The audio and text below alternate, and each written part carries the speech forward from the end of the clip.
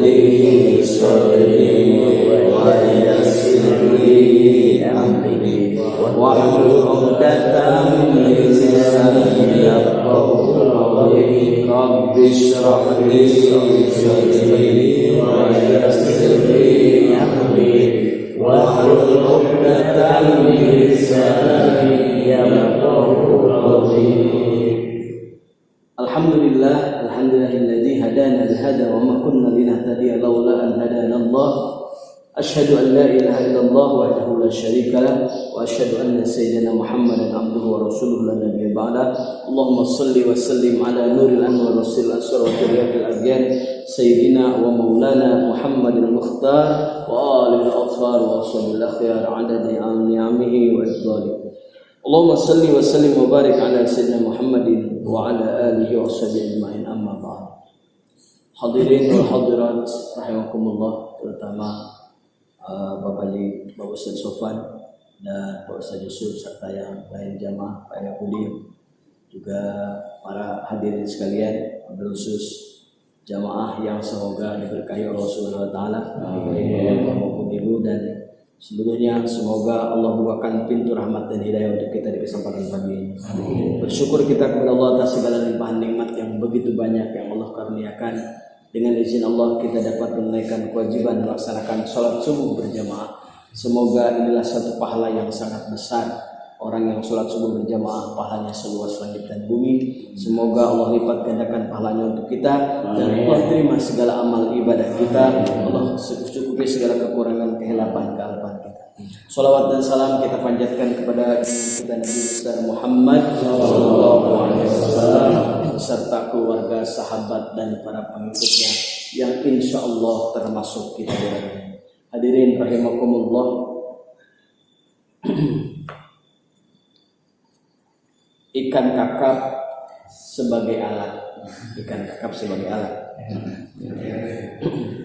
Ada menantu diterka-terka, begitu ya. Mohon maaf kalau agak telat karena pintu nggak bisa buka, gitu ya. Dorong-dorong ya, malum lah ya. Subhanallah, berkali-kali akhirnya seperti terlambat. Baik hadirin rahimakumullah, kita lanjutkan pengajian kita. Yakni kita akan membahas hadis Rasulullah SAW yang ke-6.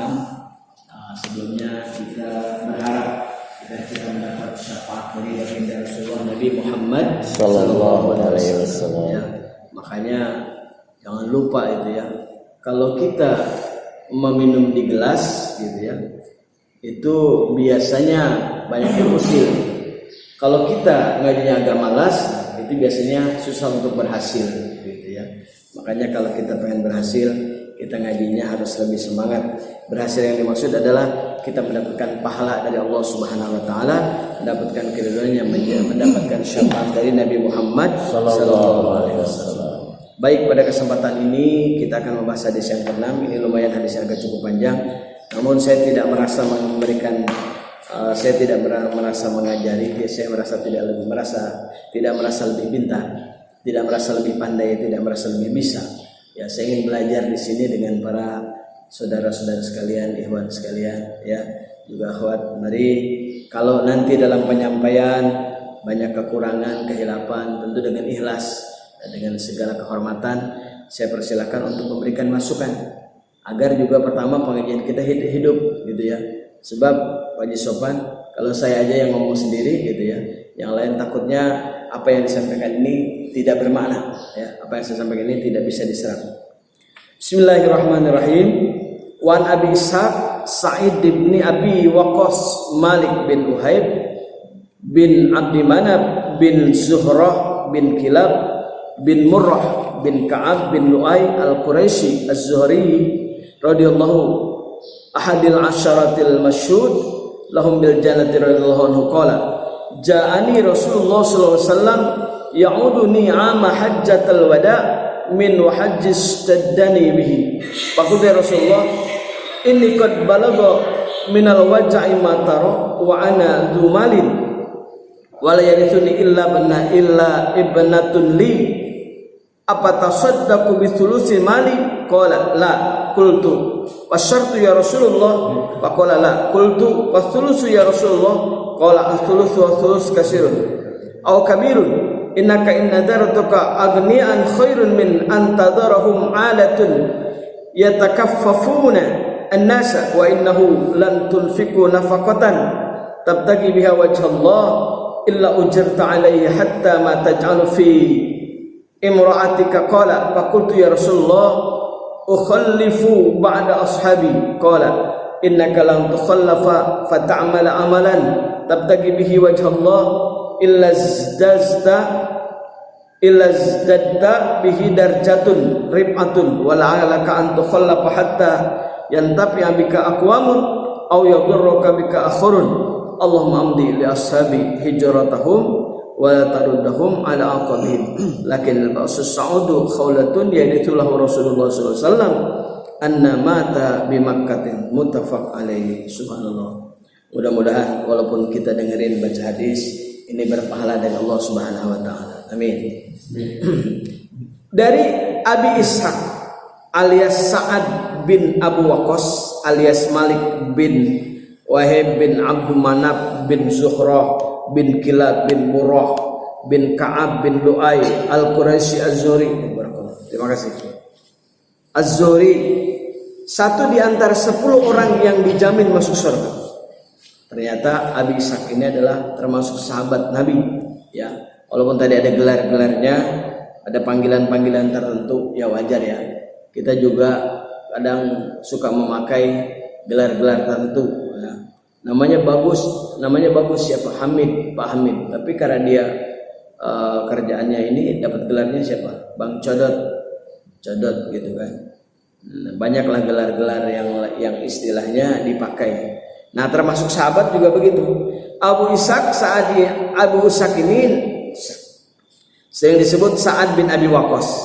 Tapi juga dia dapat gelarnya suka disebut nama lainnya Malik bin Uhayb ya. Abu Ishaq atau juga Abu Waqqas atau juga panggilan lainnya adalah Malik bin Uhayb, itu juga orangnya. Ini termasuk salah seorang yang dijamin masuk surga. Amin ya rabbal alamin. Mudah-mudahan kita mendapatkan syafaatnya ya. Ini karena udah sahabat Nabi. Nah, dia berkata Rasulullah SAW menjenguknya yang sedang menderita sakit keras pada musim haji wada. Menjenguknya. Aku berkata, wahai Rasulullah, seperti apa yang Anda lihat? Aku ini sedang sakit keras. Kebetulan Abu Ishaq saat itu dia dalam keadaan sakit. Ya, kebetulan Nabi Muhammad sedang melakukan haji wada.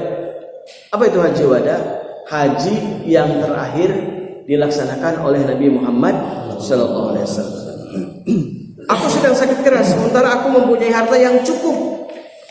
Kata Ishaq ya, Abu Ishaq As-Sa'id ini dia punya harta, Abu Waqqas ini punya harta yang cukup sementara dia sakit keras. Biasanya kalau orang sudah sakit keras begitu pertanda dia akan meninggal dunia. Sedangkan dia punya harta yang banyak dan yang akan aku wariskan hanya putriku semata wayang. Punya anak cuma satu, ya, perempuan. Sedangkan harta ini sangat berlimpah, sangat banyak, kaya raya. Bolehkah aku menyedekahkan 2/3 hartaku ini? Ya, 2/3 darinya itu untuk disedekahkan kepada Baitul Mal, kepada Nabi Muhammad SAW. Beliau menjawab tidak. Aku mau berdasarkan 2/3. Oh, kalau begitu aku sedekahkan separuhnya saja. Wahai Rasulullah, bagaimana kalau aku serahkan bukan 2/3-nya tapi separuhnya? Setengahnya ini aku sedekahkan ke Baitul Mal. Lalu Rasul menjawab, tidak. Tidak lagi ya, subhanallah. Lalu aku bertanya, 1/3 wahai Rasulullah? Lalu beliau menjawab, 1/3 itu cukup banyak atau cukup besar. Sesungguhnya kamu meninggalkan ahli warismu dalam keadaan kaya itu lebih baik daripada kamu meninggalkan mereka dalam keadaan miskin, sehingga mereka terpaksa meminta-minta kepada sesama manusia. Sesungguhnya apa yang kamu nafkahkan dengan maksud mencari keridhaan Allah pasti kamu diberi pahala, termasuk apa yang dimakan oleh istrimu, oleh istri dan anakmu tadi ya.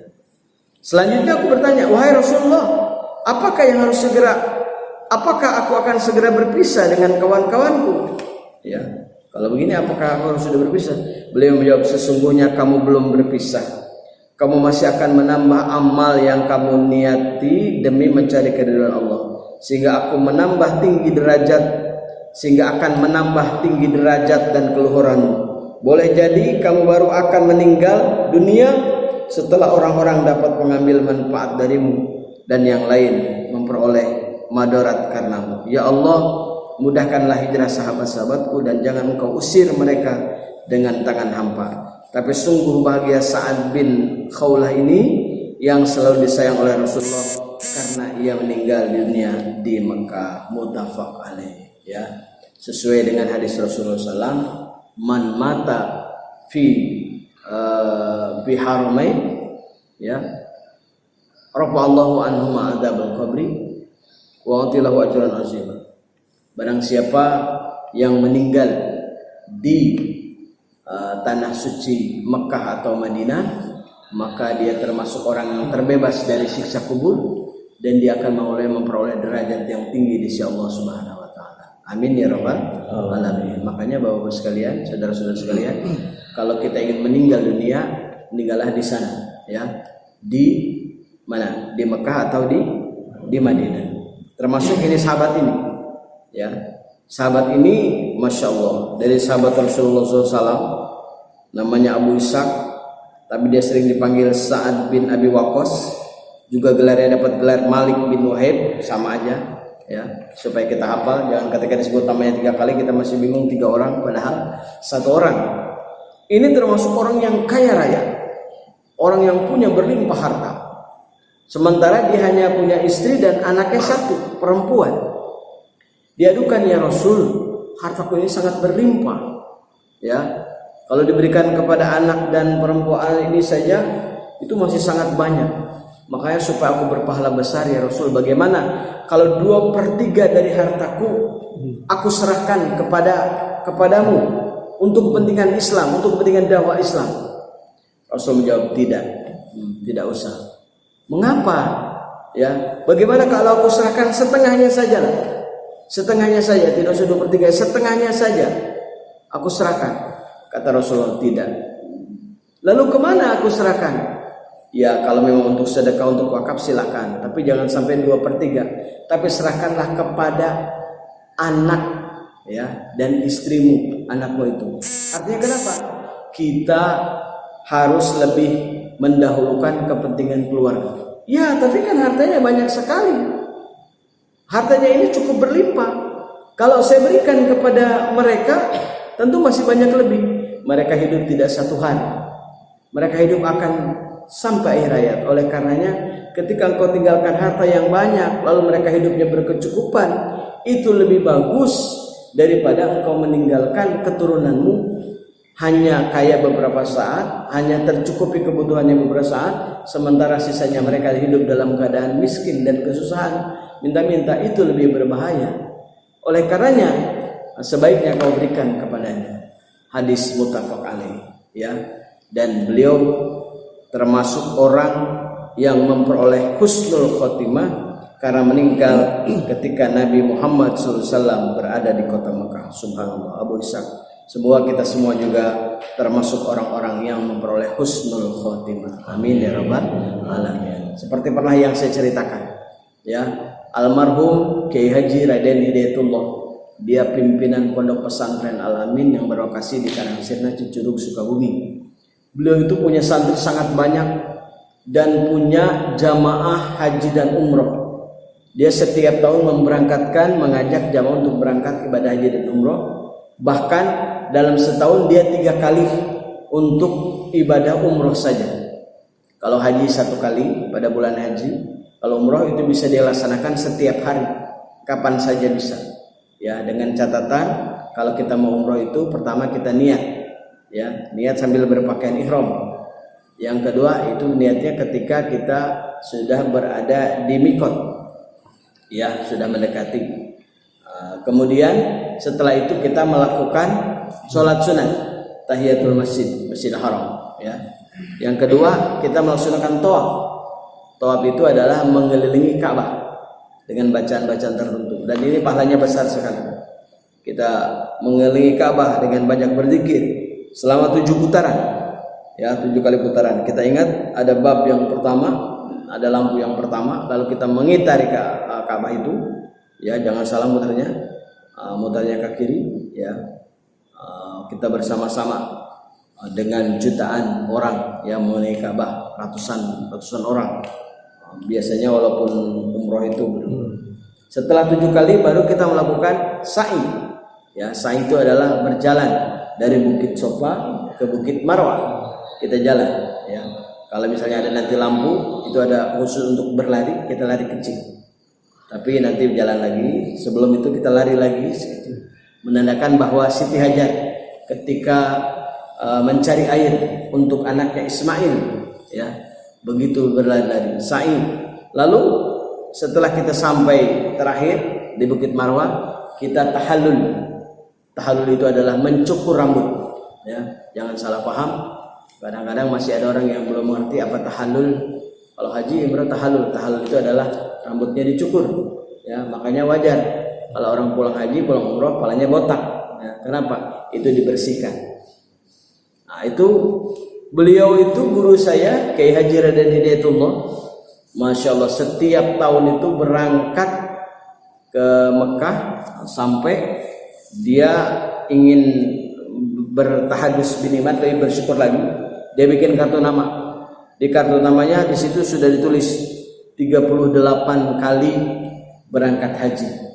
Karena dia dari muda haji, dan kalau umroh itu setiap tahun 3 kali. Jadi dia dalam ke Mekah itu ya hajinya saja itu dari 8 kali, ditambah 3 setiap tahun 3 kali umroh dengan mengajak jamaah. Dan itu saya ingat benar, beliau sebelum berangkat mengumpulkan anak santri. Setelah dikumpulkan anak santri dikasih uang, ya, kasih sedekah, semua dikasih. Termasuk saya sering merasakan setiap itu mau berangkat, tolong doain, ya, saya ajengan itu, tolong doain Abah supaya meninggal di tanah suci Mekah atau di Madinah. Subhanallah, orang mau berangkat ngasih uang. Kalau kita kan doain ya supaya selamat, supaya kembali ke tanah air. Kalau dia enggak, tolong nanti doain supaya meninggal di sana. Tapi setiap dia pulang selalu dalam keadaan sehat, selamat. Pulang setiap itu menyambut anak santri oleh-oleh. Ya, dalam setahun itu 3 kali. Subhanallah, saya sempat mengalami di sana itu. Beliau hidup dengan beliau itu 9 tahun kurang. Masya Allah, setiap pulang itu dia selalu dalam keadaan sehat dan selamat, ya, padahal selalu kita doakan. Dan istimewanya apa lagi, beliau itu ketika masih hidup, di sebelah rumahnya ada tanah masih kosong. Waktu itu masih pohon bambu kosong, masih kasasana, nggak tahu milik orang. Dia beli tanah itu, dia gempur pohon bambunya, akhirnya sudah menjadi, dibilang ada yang nanya, ajengan, ini tanah mau dibeli buat apa sana? Ini kan pesantren kita sudah cukup, ya. Di sini aja pesantren kita sudah hampir 2 hektar, 3 hektar ya, pesantren dengan sekolah lembaga. Oh enggak, tanah ini khusus buat makam saya. Tanah ini khusus buat makam saya dan keluarga saya kalau mau makam bareng di sini. Mari sama-sama. Dia setelah dibangun bikin corak, ngecat, bentuk ngecor seperti ini bangunannya, ya. Terus 2 lantai, sampai 2 lantai bisa. Dan di sana ada tempat duduknya ada 2, WC-nya juga ada 2, di sana 1, di sana 1, di sini hijau. Tengahnya ini kosong, ya, kosong kan. Dibilang ini tengahnya buat apa? Ini buat makam saya dan keluarga di sini. Bahwa tolong nanti kalau saya meninggalnya di tanah air, ya dimakamkan di sini, kecuali kalau saya meninggalnya di sana. Subhanallah, ya. Setelah itu beliau ternyata benar meninggalnya adalah di tanah air, ya, tahun 2000, saya lupa, 2005 kalau nggak salah. Beliau dipanggil oleh Subhanahu wa taala, ya, meninggal, dan meninggalnya itu di situ, ya. Sekarang itu makamnya itu adalah banyak sekali yang berjarah, karena memang bagus sekali makamnya, juga di keramik dan indah sekali, bentuknya. Di atasnya buat ngaji, Jadi kalau para jamaah sekalian, saudara-saudara ini ada waktu, boleh kita ziarah ke sana. Di sana sekarang sudah ada 4 makam. Makam yang pertama itu makam Kiai Haji Raden Hidayatullah, bapaknya. Yang kedua makam istrinya Hajjah Barikotun Nafisah binti Kiai Yaswadullah. Yang di sampingnya makam anaknya pimpinan Pondok Pesantren Al-Amin. Beliau bernama Kiai Haji Raden Abdul Basit yang paling terakhir meninggal. Dan sebelumnya itu satu lagi ada makam adiknya Kiai Haji Raden Hidayatullah, Kiai Haji Raden Abdul Somad bin Kiai Haji Raden Hidayatullah. Ghafarallahu lahum dzunubahum wa ja'ala maskanahum fil jannah wa nasalukal barakata minallah syairilai lahum al-fatihah. A'udzu billahi minasyaitonir rajim. Bismillahirrahmanirrahim. Alhamdulillahi rabbil alamin. Arrahmanir rahim. Maliki yaumiddin. Iyyaka na'budu wa iyyaka nasta'in. Ihdinas siratal mustaqim. Siratal ladzina an'amta 'alaihim ghairil maghdubi 'alaihim waladdallin. Amin. Intinya pengajian kita membahas masalah hadis kali ini. Kalau kita meninggal dunia, mari tinggalkan kepada ahli waris ya segala macam warisan yang cukup, terutama untuk kehidupan mereka, karena kita masih punya tanggung jawab dan kewajiban. Jangan sampai ketika meninggal dunia kita kaya raya dan harta kita dicurahkan semuanya untuk masjid dan musola, ya, untuk pembangunan majelis taklim, untuk panti asuhan, kita sumbangan semua. Sementara kita punya keluarga, punya istri dan anak, warisannya itu hanya sedikit. Nah itu juga tidak 100% istimewa. Artinya kalau pengen kita mau sedekah silahkan, tapi jangan setengahnya, jangan 2/3-nya, ya. Tapi hanya yang kita sedekahkan, yang kita wakaf silahkan. Yang lebih penting kita bagi kepada anak-anak, ya, sebelum menjadi warisan. Kita bagi terlebih dahulu, karena yang disebut dengan warisan adalah peninggalan orang tua yang sudah meninggal. Kalau mereka masih hidup, maka kita bagi. Contoh, ketika mau meninggal dunia dalam keadaan sakit keras, ya, kita punya anak ada 6, ya, ada 6 itu, ya, maka kita bagi-bagi. Si A, si B, si C, si D, si E, si F. Kita punya anak sampai 6. Ini buat si A bagian yang tanah di sana silakan untukmu. Ya, B bagian, udah bagi-bagi, jangan direbut. Ya. Sehingga ketika beliau sudah meninggal dunia, warisannya sudah dibagikan semua oleh ayahnya, itu tidak akan menjadi perselisihan. Karena banyak, ya, saudara bertengkar dengan saudara, bahkan terjadi permusuhan gara-gara memperebutkan tadi harta warisan. Ya, harta warisan ini bagian saya. Anak yang tua merasa lebih tua harus lebih besar, sementara anak yang perempuan, saya perempuan lebih banyak berjasa, apalagi mengurus waktu orang tua masih sakit. Kebanyakan adalah saya yang perempuan, maka saya harus lebih besar. Yang satu yang beralasan, menurut pembagian agama, perempuan itu bagiannya setengah dan laki-laki 2 kali lipat. Sampai terjadi pertengkaran dan permusuhan karena mereka tidak menyadari kewajiban. Saya ingat benar keluarga istri saya, ya, dan alhamdulillah punya adik ipar itu dia mahir sekali dalam ilmu masalah warisan, sehingga dibagi-bagi menurut aturan ajaran agama Islam dengan sebaik-baiknya. Kecuali kalau kita penuh kesepakatan dan keikhlasan, kita bagi rata. Harta sekian dibagi rata, itu boleh. Nah, cuma itu tidak sempurna melaksanakan ajaran Islam dengan sebaik-baiknya. Memang boleh, silahkan, halal. Kita bagi-bagi harta warisan itu seperti yang kita kehendaki. Nah, bersama-sama kesepakatan musyawarah, tapi itu tidak menjalankan syariat ajaran agama Islam secara sempurna. Artinya kalau secara sempurna itu ada bagian-bagian tertentu yang disebut dengan ilmu paraid, ya, ilmu paraid, ilmu waris. Ini sudah pada mahir belum ilmu paraidnya? Pak RW, Pak Budin? Hah? Iya, ilmu waris itu harus tahu, sebab siapa yang bagiannya 1/6, ya, ada yang bagiannya 2/3, ada yang bagiannya 1/8, ada yang 1/2, ada yang 1/2,5, ada yang bagiannya asobah. Asobah itu bagian sisa, ya.